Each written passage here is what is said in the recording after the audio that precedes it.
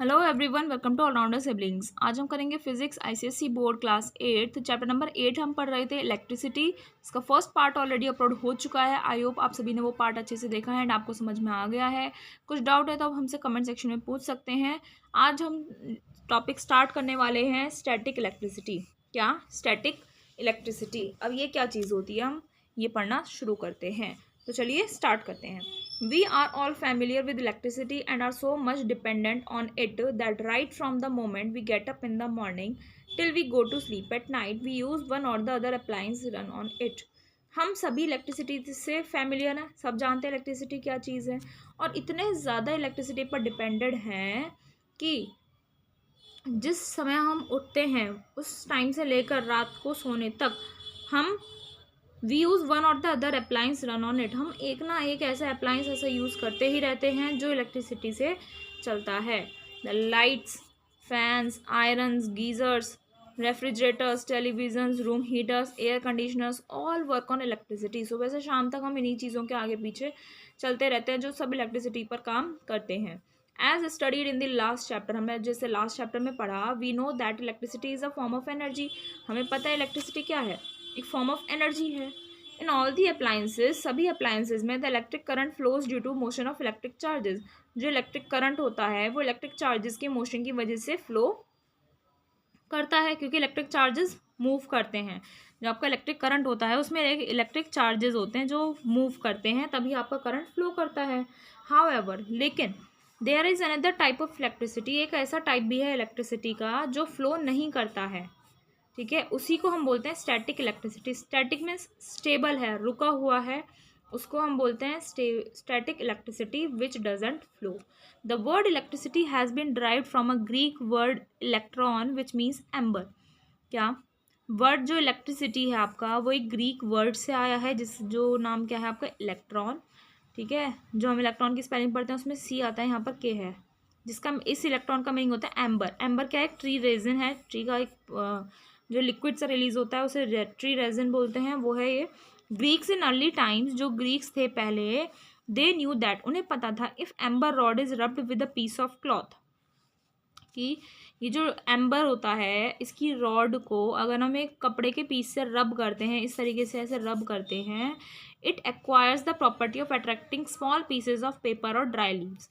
तो अगर आपने थोड़ी देर तक रब किया तो उसमें एक प्रॉपर्टी आ जाती है कि आप छोटे छोटे पेपर के टुकड़े रख लो या छोटी छोटी पत्तियां रख लो सूखी, ठीक है, उन्हें अट्रैक्ट कर लेता है, उससे मैग्नेट की तरह काम करता है। जैसे आप कॉम्ब वाला एग्जाम्पल है, ठीक है, सभी बच्चे करते हैं अपने बचपन में कि कॉम्ब आपने अपने हेड पर क्या करते हो, रब करते हो, कॉम्ब या फिर स्केल जो होता है प्लास्टिक वाला, उसे रब करते हो अपने हेड पर, फिर जब पेपर के टुकड़े होते हैं उस पर आप ऊपर ऊपर से ऐसे ले जाते हो, फिर क्या होता है वो अट्रैक्ट करता है। Similarly you must have notice that when you run a comb in your dry hair, it acquires the property of attracting small pieces of paper. वही एग्जाम्पल कॉम्ब वाला। This is due to the fact that electricity is generated in the process of rubbing which is called static electricity. तो ये ऐसा attraction उसमें क्यों होता है, क्योंकि इलेक्ट्रिसिटी जनरेट होती है रबिंग की प्रोसेस में।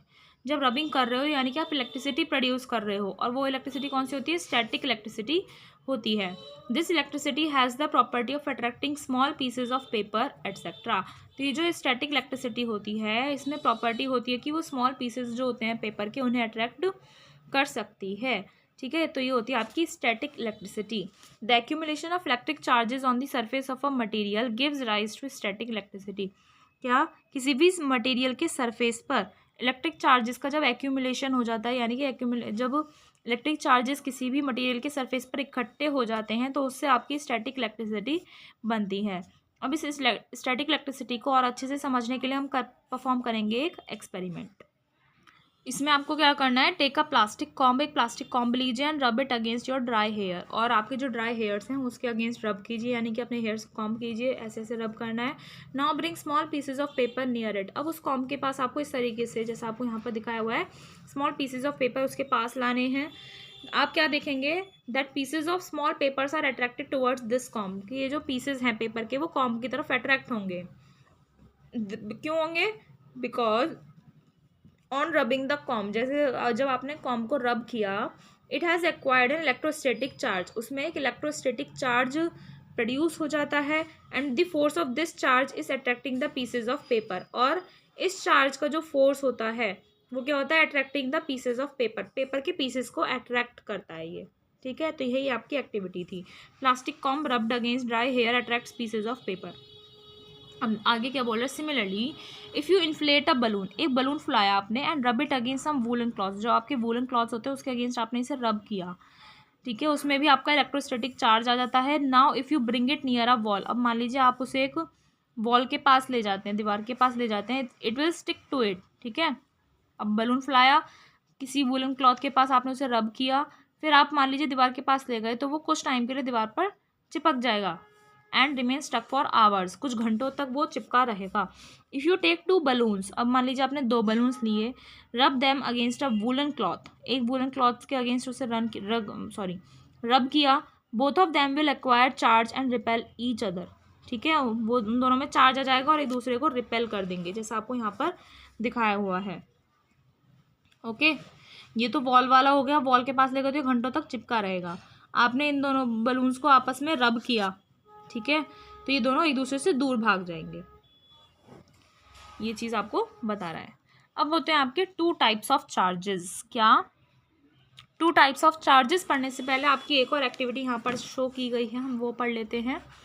ठीक है, इस एक्टिविटी में क्या बोल रहा है, take a glass rod and rub it with a piece of dry silk. एक ग्लास रॉड लीजिए और जो ड्राई सिल्क होती है ना, सिल्क, उसके अगेंस्ट उसे रब कीजिए।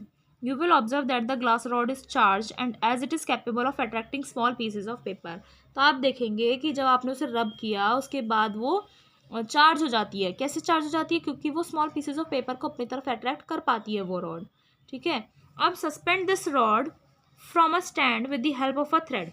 या एक धागे से इस तरीके से आप इस रॉड को बांध दीजिए। इस तरीके से बांधना है कि वो फ्रीली मूव कर सके। Now rub another glass rod with a piece of silk and bring it near the suspended rod. अब एक और ग्लास रॉड लिया आपने, उसे भी आपने क्या किया, सिल्क के अगेंस्ट सिल्क पर रब किया, फिर आप इस वाली रॉड के पास ले गए इसे, तो आप क्या देखेंगे, it repels the suspended rod, suspended rod को ये रिपेल कर देगा। So we can conclude that, इसलिए हमारा क्या कंक्लूजन आता है, that charges on both the glass rods which are similar in nature cause repulsion between them. इसलिए हमने ये कंक्लूजन निकाला कि अगर दोनों ग्लास रॉड्स पर चार्जेस मान लीजिए सेम नेचर के हैं तो उससे रिपल्शन होगा, यानी कि वो दूर भाग जाएंगे, पास नहीं आएंगे। तो हमने ये देखा, तो इसी रीज़न की वजह से ये बलून्स भी आपके दूर भाग जाते हैं। अब हम पढ़ते हैं 2 types of charges. In a large number of experiments carried out by scientists it has been proved that there are only 2 types of electricity charges.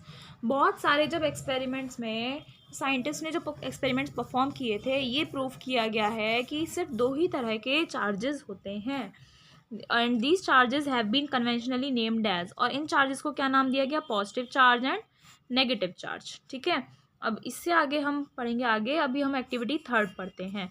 Take 2 ebonite rods. Ebonite एक मटेरियल होता है, उसकी रॉड्स लेनी है, उन दोनों को आपको फ्लैनल से क्या करना है, रब करना है। Since both can attract small pieces of paper both are charge. अब आपने किसी भी चीज़ से रब कर रहे हो, अगर वो चीज़ आपके पेपर्स को अट्रैक्ट कर लेती है, स्मॉल पीसेज ऑफ पेपर को अट्रैक्ट कर लेती है, तो दैट मीन्स वो चीज़ आपकी चार्ज हो गई है। और ऐसे ही ये दोनों इबोनाइट रॉड्स को जो आपने फ्लैनल से रब किया, तो वो दोनों रॉड्स भी आपकी चार्ज हो गई। Now suspend 1 rod from a stand with thread and bring the other rod near it.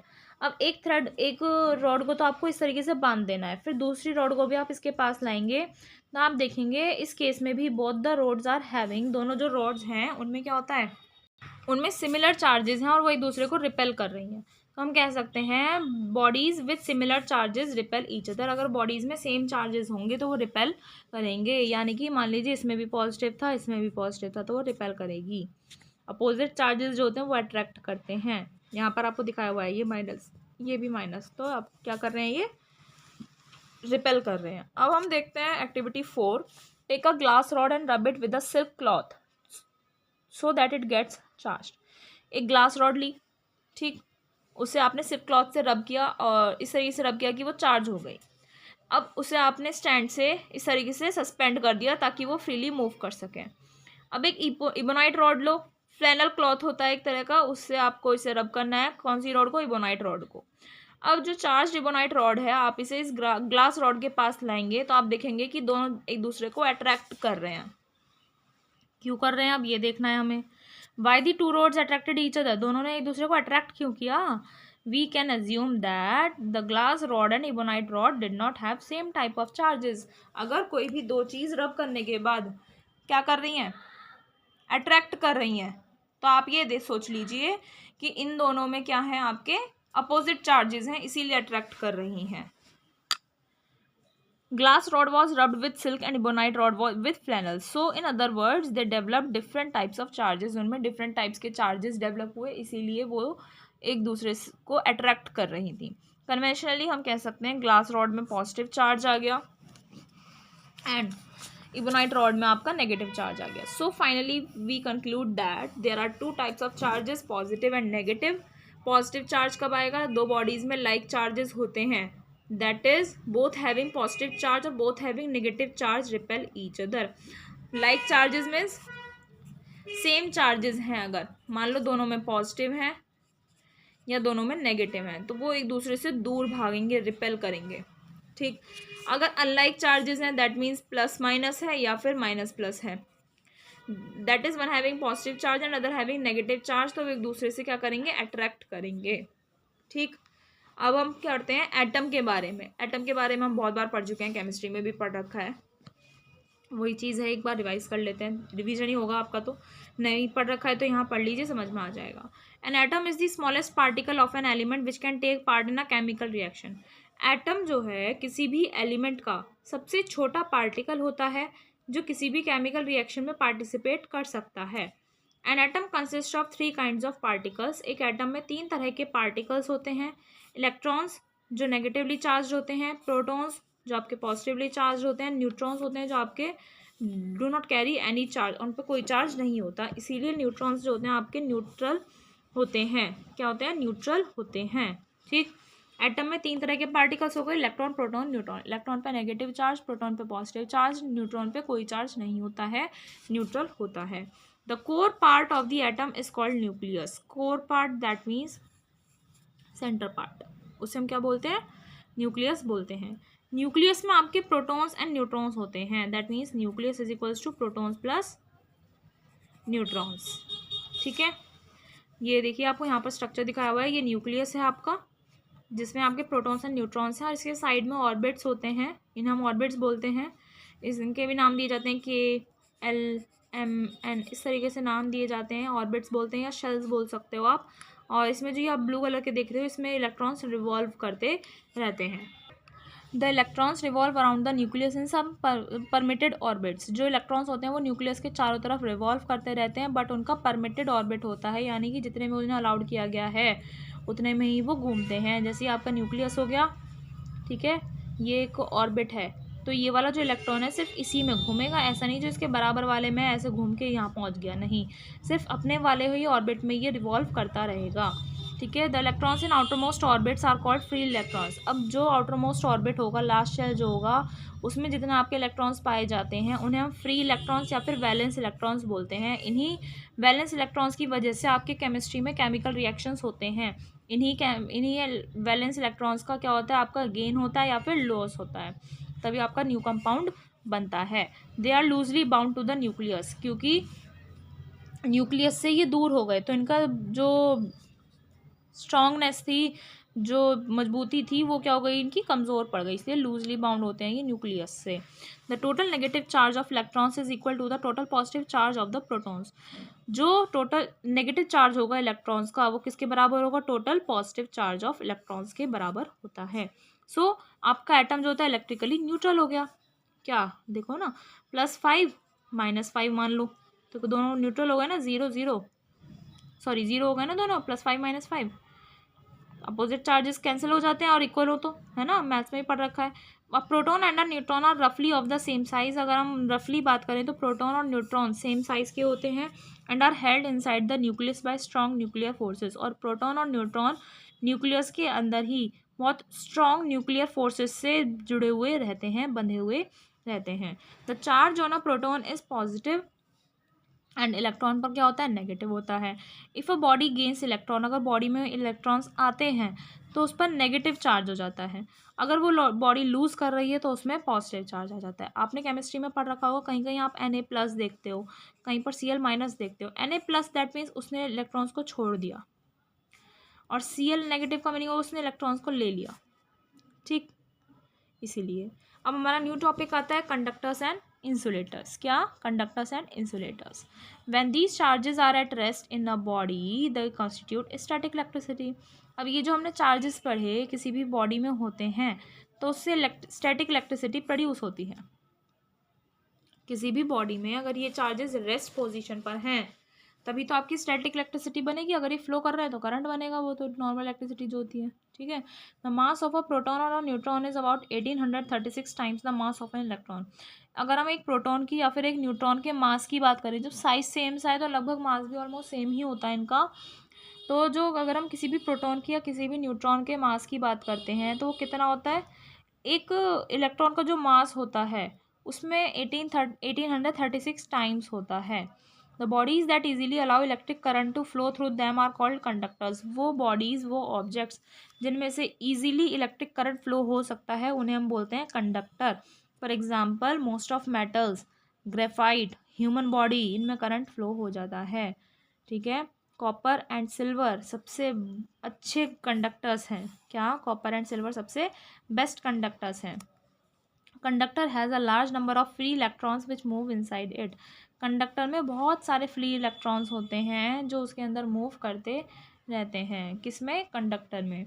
When iron और copper rods are rubbed with some material. अब मान लीजिए कुछ आयरन की या कॉपर की रॉड्स को आपने लिया और उन्हें किसी भी मटेरियल से आपने रब कर दिया, दे एक्वायर चार्जेस, उनमें कुछ चार्जेस आ गए। But this charge flows through our body, but वो चार्ज हमारी बॉडी में फ्लो हो जाता है as they are good conductors, क्योंकि वो गुड कंडक्टर्स हैं। क्या गुड कंडक्टर है? आयरन और copper. The bodies that do not allow electric current to flow through them are called insulators, या फिर आप नॉन कंडक्टर्स बोल सकते हैं। किन्हें? जिनमें से इलेक्ट्रिक करंट फ्लो नहीं होता है। For example rubber, mica, glass, ebonite et cetera, ये सभी इंसुलेटर्स हैं। An insulator does not have free electrons. Insulator में कोई भी फ्री इलेक्ट्रॉन्स नहीं होते हैं। When these materials are rubbed with some material, अब आप मान लीजिए इन मटेरियल को किसी मटेरियल से क्या कर दिया, रब कर दिया, कौन से को? इंसुलेटर को। दे गेट चार्ज, उनमें चार्ज तो आ जाता है, and charge stays on them as they are insulators, और चार्ज उनमें रहता है क्योंकि वो इंसुलेटर हैं, ठीक है। कंडक्टर में कंडक्टर जो होते हैं उनमें से करंट फ्लो हो जाता है, इसलिए चार्ज उनमें रुकता ही नहीं है, वो फ्लो हो जाता है, हमारी बॉडी में आ जाता है। तो ये होते हैं आपके कंडक्टर्स एंड इंसुलेटर्स।